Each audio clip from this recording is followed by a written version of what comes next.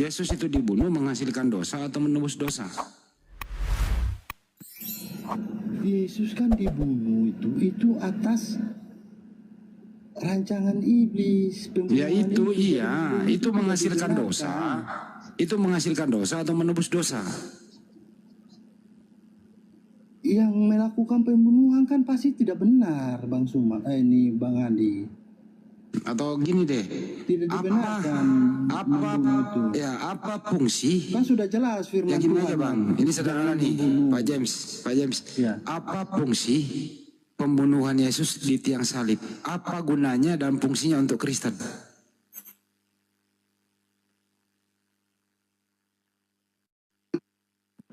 Fungsinya Bahwa bahwa kita manusia telah fungsinya mengajarkan kepada kita manusia bahwa manusia itu menolak kebenaran itu. Itu fungsinya. Fungsinya Jadi, apa? Fungsinya untuk membawa satu ajaran bagi kita. Apa yang kita bisa petik dari sana, yaitu menandakan bahwa kita manusia itu selalu menolak kebenaran itu. Sehingga kita akan membuat berbagai macam cara untuk menghilangkan kebenaran itu. Seperti itu. Pembunuhan Yesus itu benar atau salah? Kan tadi saya sudah jelaskan. Pak James juga kuat begadang juga nih melawan arah. Cakar dulu Kika, lanjut dulu Pak Lewai kasih. Merasa gak tuh semet tona kasih Sama. semet toni semet bolo. Isu lain ini silong diskusi Untuk teman-teman jangan ngerepot ya, kita diskusi sehat, jadi jangan ngerepot begitu ya, untuk teman-teman saudara saya Kristen ya. Akun saya baru bangkit, mati lagi. Waduh, turut berduka cita Bang Suma. Tapi Pak James ini orangnya sopan, bagus diskusinya, sopan dia, bagus.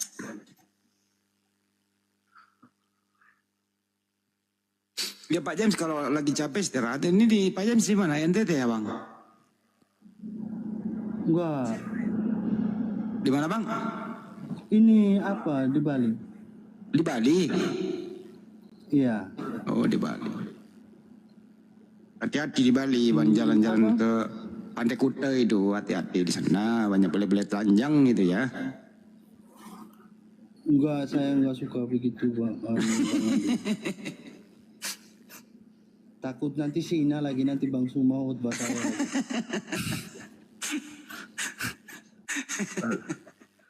Aku dibahasin nanti. Tapi menurut Pak James sebenarnya itu iman sama akal itu Bang harus sinkron atau akal nggak perlu sinkron sama iman Bang? Gimana akalnya Bang? Jadi kalau kita ajaran Kristen tuh akal itu memang utama. Tapi kalau di ajaran Kristen itu bahkan akal kita itu tidak bisa melampaui ajaran itu. Tapi ajaran itu melampaui dari akal kita. Begitu. Jadi akal kita itu nggak seberapa dibanding ajaran itu. Jadi ajaran itu nggak masuk akal? Bukan nggak masuk akal. Tapi melebihi akal kita. Akal kita. Begitu Bang Andi. Kalau melebihi akal itu akal-akalan jadinya Bang. Tapi melebihi. Waduh, bukan kalimatnya begitu juga Bang. Pusing saya Bang Andi. Contoh gini Bang, Yesus itu kan manusia. Nah, terus Kristen datang dia Tuhan. Nah Yesus Tuhan ini masuk akal atau tidak masuk akal Bang? Tuhan itu kan dari kata Tuhan Bang Andi. Oke.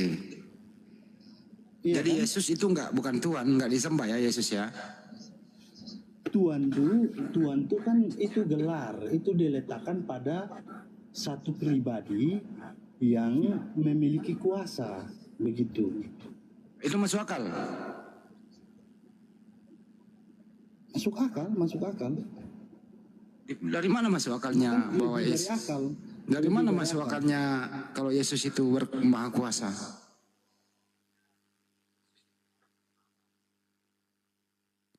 Iya, karena apa? Dia kan bisa melakukan segala sesuatu yang tidak bisa dilakukan oleh manusia. Itu poin pertamanya. Terus poin keduanya, dia sebagai manusia dia menjadi satu sosok yang paling beda dari manusia pada umumnya. Yaitu dalam perkataan-perkataannya dia mengucapkan satu perkataan-perkataan yang besar. Begitu, yaitu tentang Jadi kalau kasih ada kasih. manusia, Dia membawa jadi kalau ada pelajaran manusia, yang berbeda. Pak James, jadi kalau ada manusia berbeda manusia pada umumnya, terus bisa dikatakan dia Tuhan, gitu. Seperti itu juga kan ada ini apanya, kan dikatakan dia adalah firman Allah yang telah menjadi manusia. Jadi kalau sudah menjadi manusia, berarti adalah ciptaan Tuhan, gitu ya. Yesus itu bisa dikatakan manusia, utusan, guru,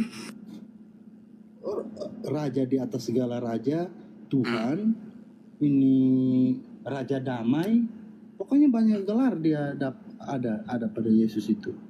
Nggak bisa, Bang. Dia nggak. Jangankan Alfa dan Omega, jangankan Raja Damai, Bang. hakim yang adil.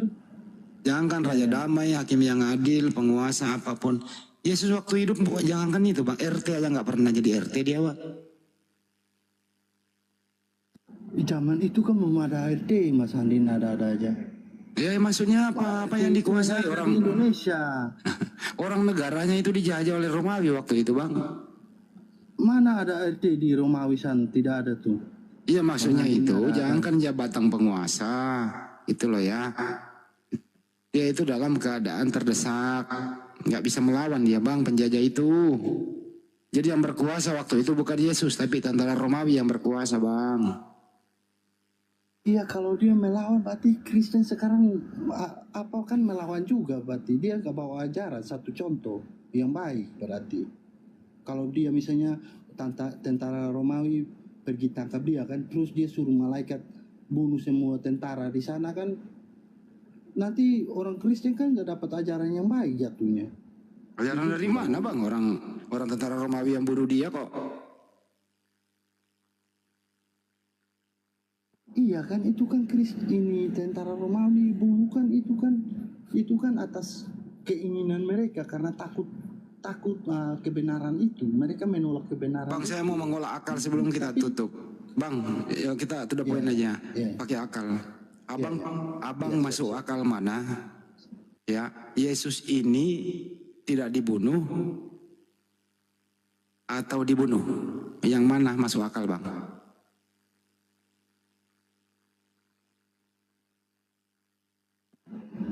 Yang masuk akal Yesus ini dibunuh atau tidak dibunuh? Ya. Nah, pertanyaannya, masalahnya ini sudah terjadi, pembunuhan itu sudah terjadi.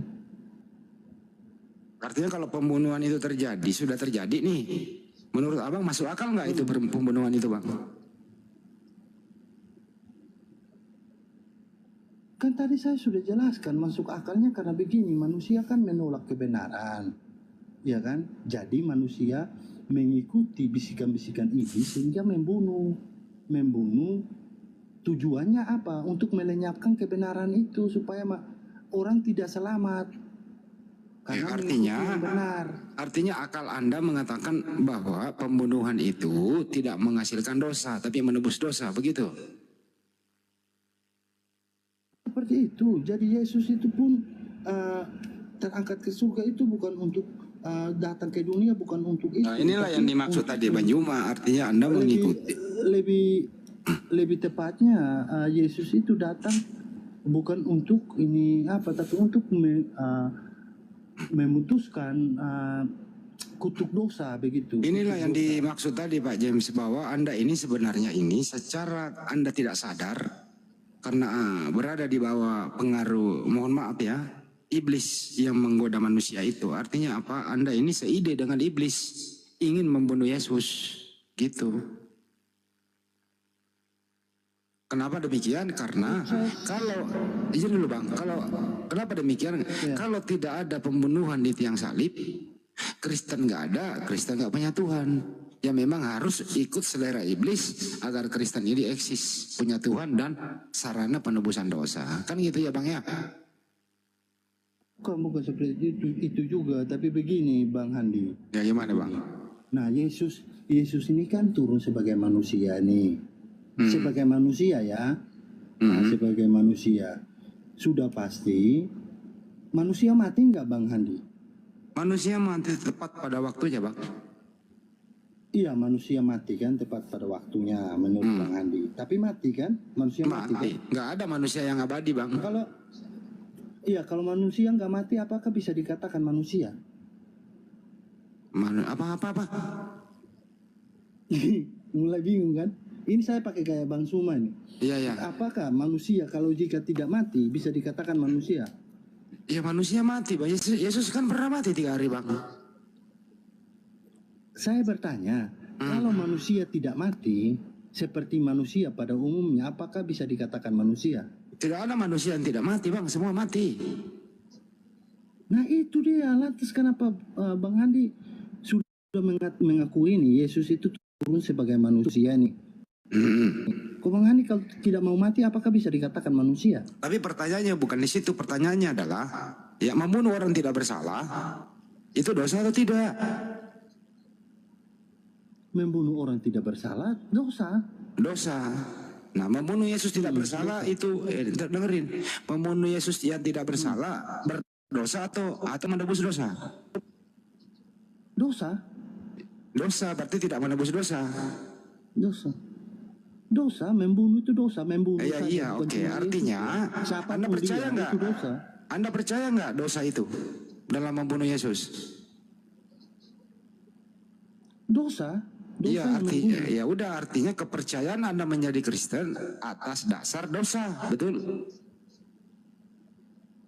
Begini, begini lagi. Jadi arti penyaliban itu seperti ini. Jadi penyaliban itu bukan berakhir pada saat itu saja, tapi masih terjadi hingga saat ini. Yaitu begini Bang Handi. Memang ada orang Kristen mau disalib lagi kayak Yesus Pak? Dengar Bang Handi. Ya. Bang Handi tidak salah paham dengan narasi saya. Ya, silakan. Apabila pengikut Kristus melakukan dosa, jadi ini juga untuk saudara-saudara Kristen saya yang mungkin menontonnya, dengar ini baik-baik. Apabila kita yang sudah tahu kebenaran, ya kan, kita masih melakukan dosa, secara tidak langsung kita sudah membunuh Kristus itu. Seperti itu. Jadi Kristen ini pembunuh. Jadi menurut Anda gantian Bang. Daripada orang tentara-tentara Romawi pada saat itu lebih kejam kita. Pada saat itu tentara-tentara Romawi belum mengenal kebenaran. Jadi Kristen itu Bang, gantian Bang. Berarti kita gantian Bang. Jadi Kristen yang mengimani percaya Yesus itu mati di tiang salib adalah kepercayaan yang sangat kejam, karena percaya Yesus mati atas Kristen itu, betul ya? Betul ya Pak? Yesus mati itu karena penolakan manusia. Jadi Allah merancangkan supaya manusia nih firman-Nya datang nih, supaya membawa ajaran yang benar. Apabila manusia mengikuti itu tanpa harus mati, Bang Andi, kita sudah rasa seperti di surga. Coba Bang Andi bayangkan ya. Bayangkan. Kalau semua manusia mengikuti ajaran kasih itu, apakah masih ada peperangan? Apakah masih ada kebencian? Apakah masih ada pembunuhan? Pak James, tidak akan ada lagi. Pak James, pembunuhan Yesus itu rancangan siapa sih? Karena manusia menolak, makanya pembunuhan terjadi, peperangan terjadi. Pak James, pembunuhan Yesus itu rancangan Tuhan atau rancangan iblis?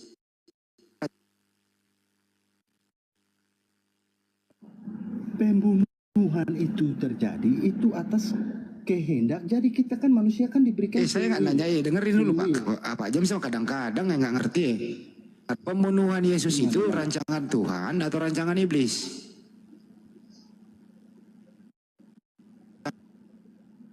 pembunuhan kan itu kan pasti rancangan dari si jahat, kan ingin melenyapkan Oke, rancangan iblis. kebenaran. Oke, Anda Iya. percaya nggak? Anda percaya nggak rancangan iblis membunuh Yesus? Rancangan iblis, iya kan, rancangan iblis kan merancangkan segala sesuatu yang Oke. tidak baik. Ya percaya nggak itu pembunuhan Yesus, rancangan iblis itu? Anda percaya nggak?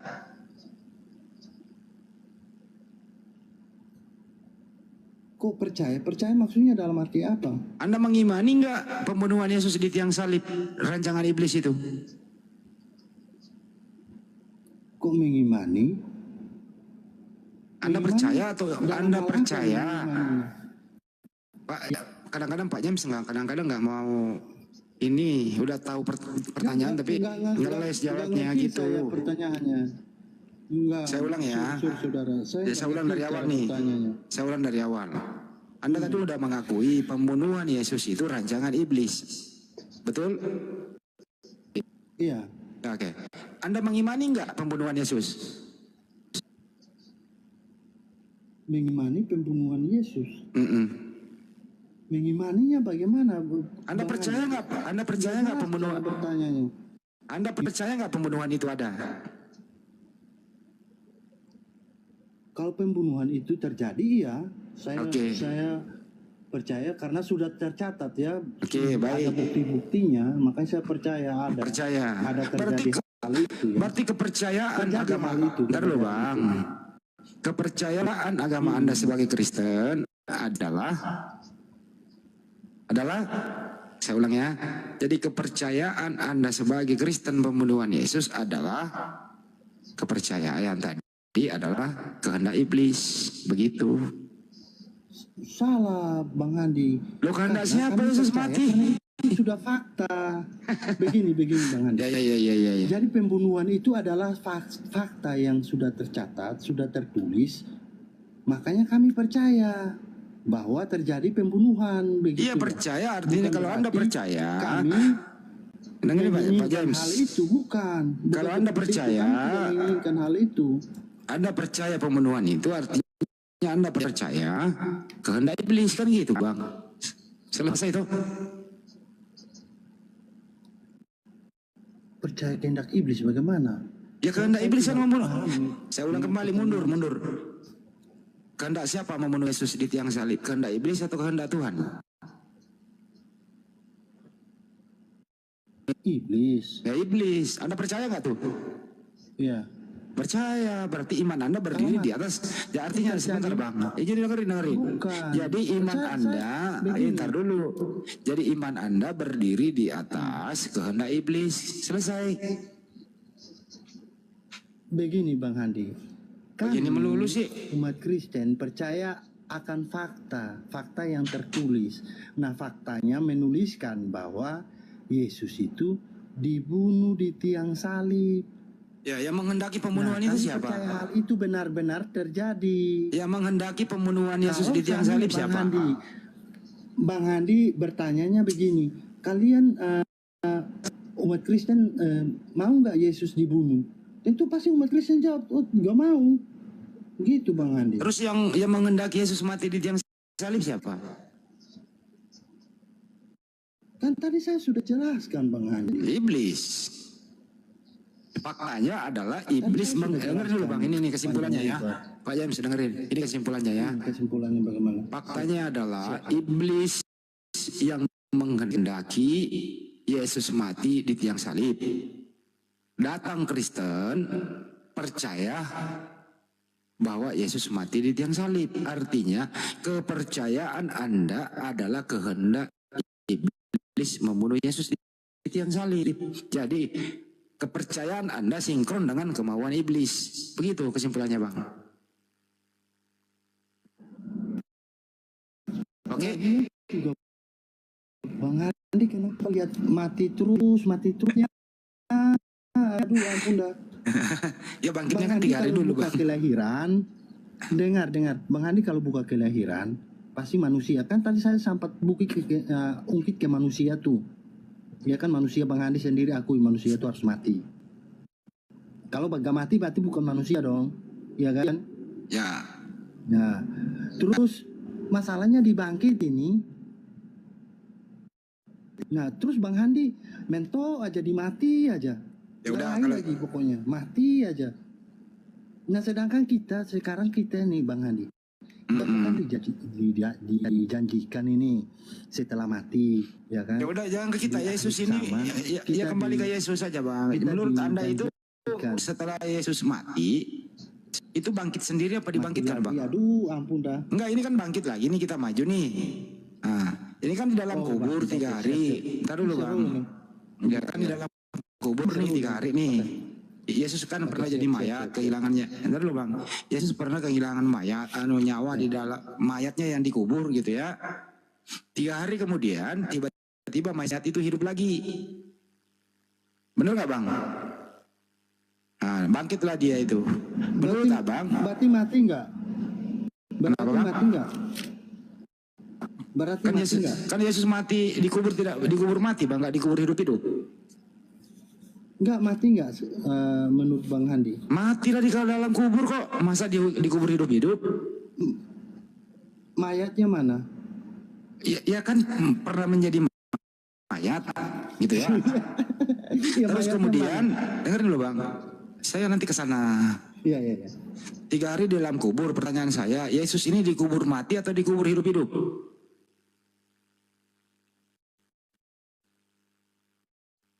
Turun ke dalam kerajaan maut, makanya kan saya bilang kata lebih tepatnya. Aduh, Bang Handi tadi nggak dengar sih. Pertanyaan sederhana bang, Yesus itu dikubur mati atau dikubur hidup-hidup?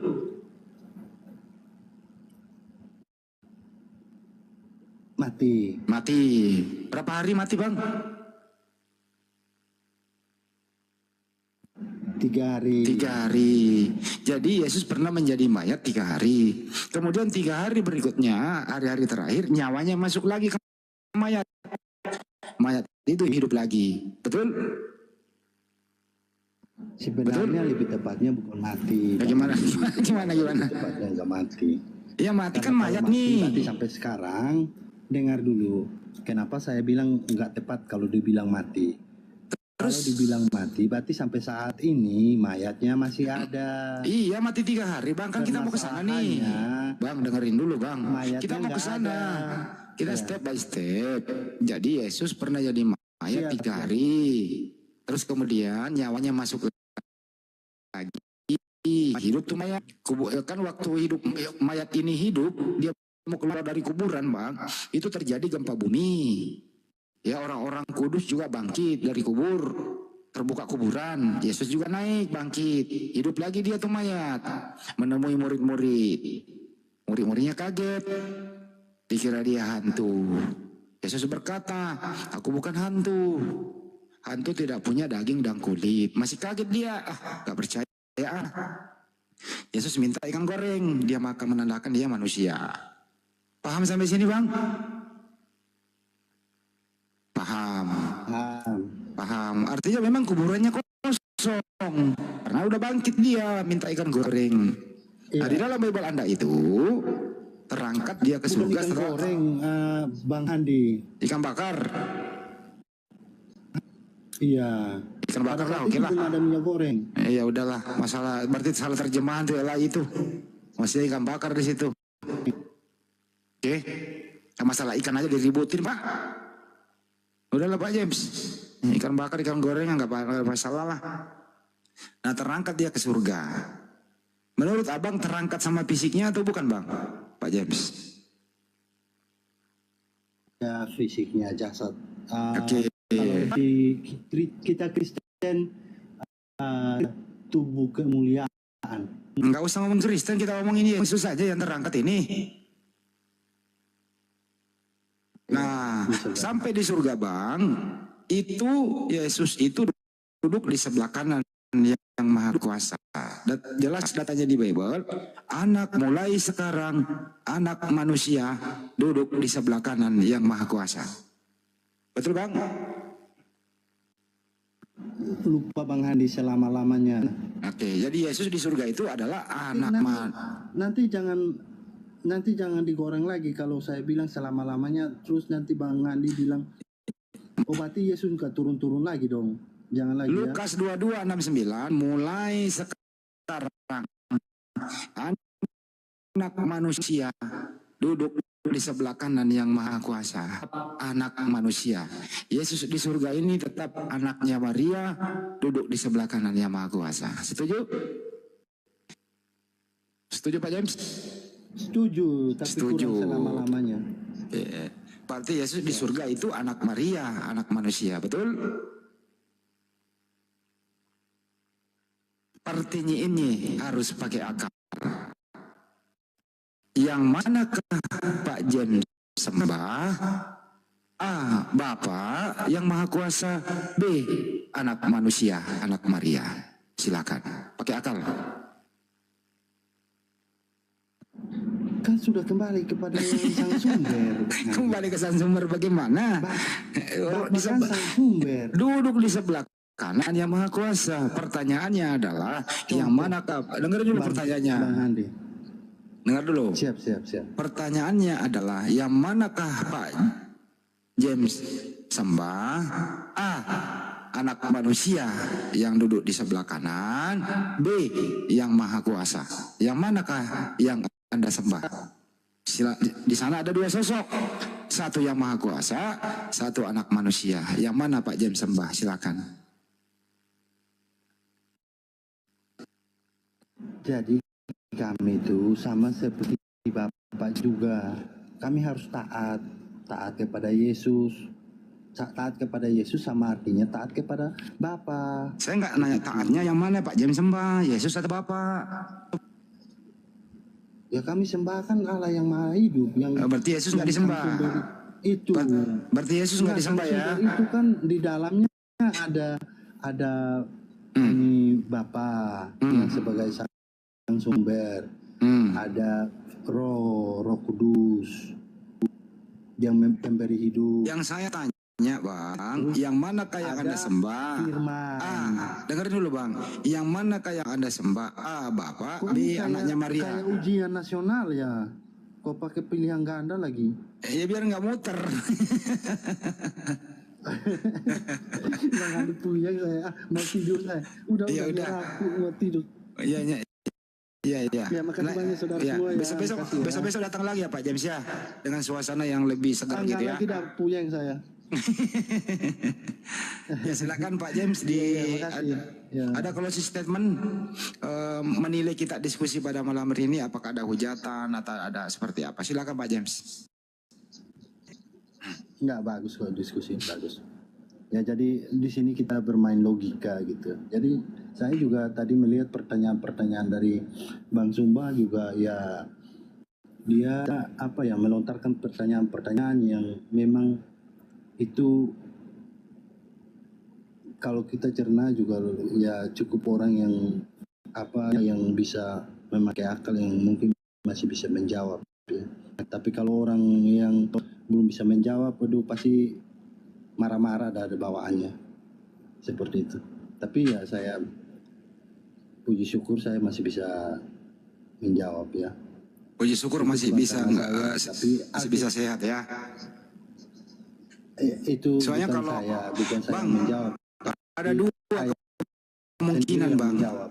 Bang, ada dua kemungkinan. Kalau sering diskusi sama Bang Jum, ada dua kemungkinan. Anda berakal memeluk Islam atau bisa Anda kena depresi.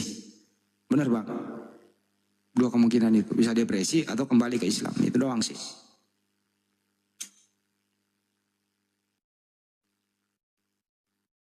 Makasih Pak James. Terima kasih dan saudara saya pamit turun. Makasih. Oke, makasih Pak James. Terima kasih Anda datang baik-baik, kita sambut baik-baik. Inilah diskusi. Di room mualaf kita ini ada Ferry, semua kedepannya lebih baik. Mari kita diskusi persaudaraan. Tidak ada hujat menghujat di sana. Tidak ada tendensi untuk menjatuhkan satu sama lain.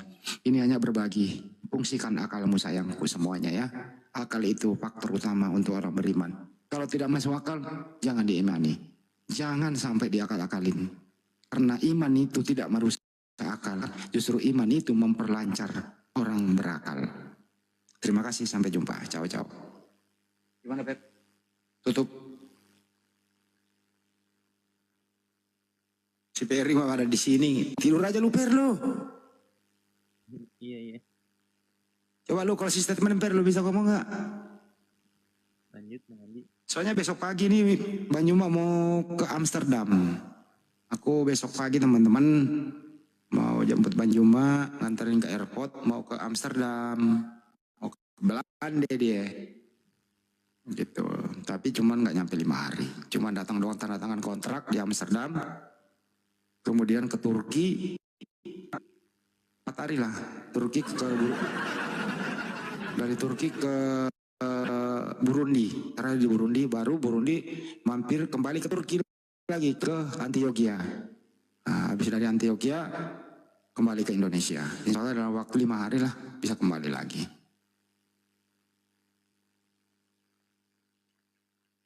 Loh, siapa yang bercanda juga beda? Kagak, ini bener. Ya elah. Kira gue bercanda lagi besok. Pesawatnya itu jam 11 siang ke Amsterdam. Dari Amsterdam ke Turki. Dari Turki ke Burundi. Burundi kembali ke Antioquia.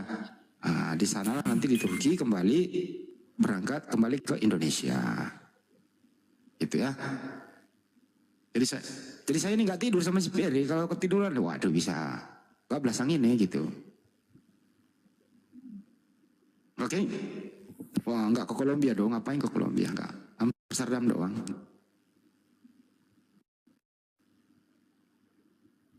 Iya kok lu bilang gue suka-suka? Ya bener. Astagfirullah nih orang. Kagak percaya kalau gue ngomong ya. Ini gue serius gitu. Ya udah kalau nggak percaya besok. Kalau nggak mau percaya nih teman-teman yang mau ketemu dengan Banyuma ini di airport, lu ke terminal bandara Halim Perdana Kusuma. Halim Perdana Kusuma begitu. Jangan ke Suta, Halim Perdana Kusuma. Benar ya Per? Ke Halim ya besok ya? Iya. Ya itu.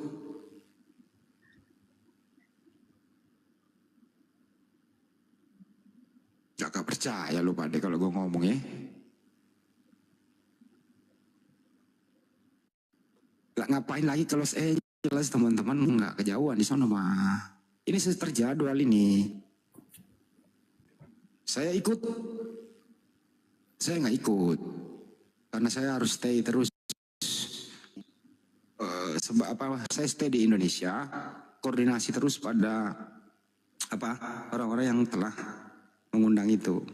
Saya koordinasi terus sama pengurus-pengurus inti, para terutama orang-orang Burundi itu gitu ya.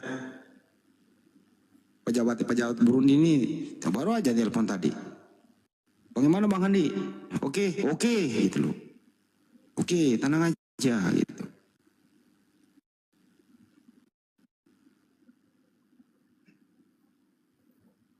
Ya kurang lebih sepekan lah ya.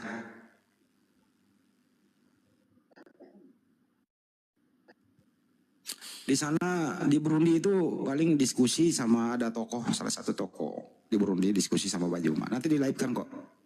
Kan Banyuma bawa staf juga 2 orang tuh, ada diplomat sama staf yang khusus meliput gitu.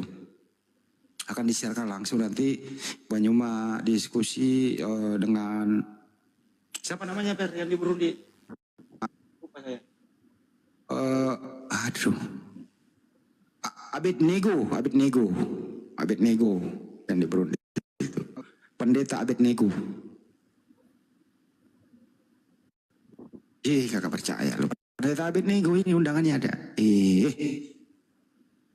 Nah yang di Amsterdam tunggu aja dulu di situ ya.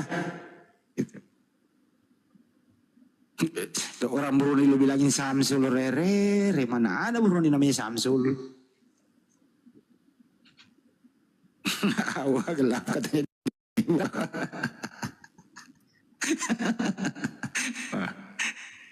Ya udahlah.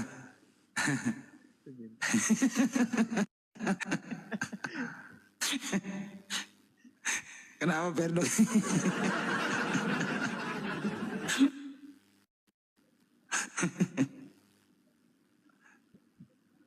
Kreator siapa nih bintang kreator?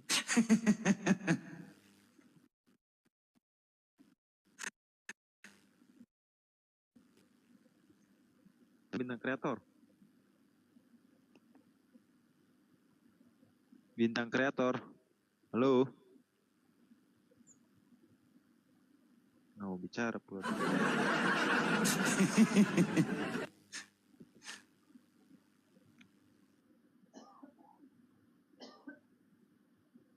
Nggak bercanda sebagian. Yang jelas Amsterdam doang. Jadi tiket PP 2 hari kok.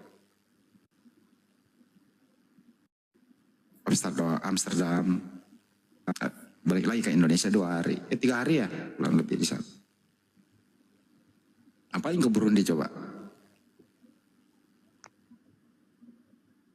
Oke teman-teman yang ada di YouTube ya. Di sini juga kita tutup dulu ya Per ya. Udah mau jam 3 loh ya. Jam 3. Untuk yang ada di YouTube, ada Slabes Channel, terima kasih. Mohon maaf tadi ya. Ada selingan di air sesi biar nggak ngantuk ya. Ya, Banyuma waktunya juga istirahat.